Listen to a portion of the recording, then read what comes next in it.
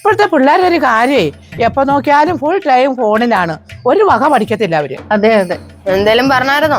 ഇങ്ങനെ എപ്പോഴും video games കളിച്ചോണ്ടിരുന്ന നിങ്ങൾക്ക് പഠിക്കാനൊന്നുമില്ലേ മക്കളെ? ജെയിംസോ? ഞങ്ങളുടെ കാലത്ത് ഈ വക സാധനങ്ങളൊന്നും ഇല്ലായിരുന്നു. അതുകൊണ്ടാണ് ഞങ്ങളൊക്കെ പഠിച്ചു വളർന്ന് ഈ നല്ല നിലയിൽ എത്തിയിരിക്കുന്നത്. ഏത് നിലയില്? അതിനമ്മ ഏതുവരെ പഠിച്ച്? ഞാൻ പഴയ 4ാം ക്ലാസ്സാ.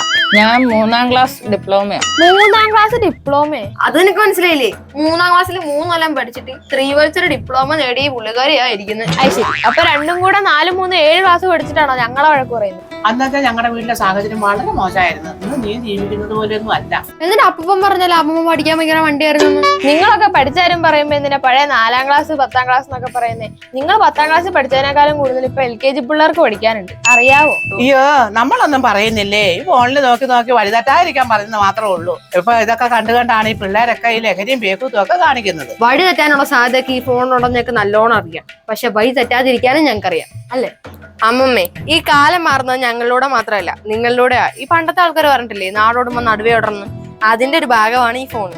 ഇത് ഉപയോഗിക്കേണ്ട രീതി ഉപയോഗിച്ചാൽ നല്ല സാധനമാണ്. ഉപയോഗിക്കാൻ അറിയാത്തവർ ഉപയോഗിക്കുമ്പോഴാണ് കുഴപ്പം. അപ്പൊ നിനക്കിതൊക്കെ അറിയായിരുന്നല്ലേ? പിന്നെ അല്ല, ഞങ്ങൾക്ക് ഞങ്ങളുടെ ജീവിതത്തെ പറ്റി നല്ല കാഴ്ചപ്പാടും ഉണ്ട്. വഴി തെറ്റി നശിക്കാതെ നേടിയെടുക്കാനുള്ള കുറെ ലക്ഷ്യങ്ങളും ഉണ്ട്. അതുകൊണ്ട് അതൊന്നും ഓർത്ത് നിങ്ങൾ വിഷമിക്കണ്ട. ബേബിയെ, ന്യൂജൻ പറഞ്ഞ പൊടിയും വലിയൊന്നും അല്ല. ഇങ്ങനത്തെ പിള്ളേരും ഒക്കെ ഉണ്ട്. ഇപ്പൊ ഉപദേശിക്കാൻ പോയ നമ്മൾ ആരായി? ശശിച്ചുമാര്.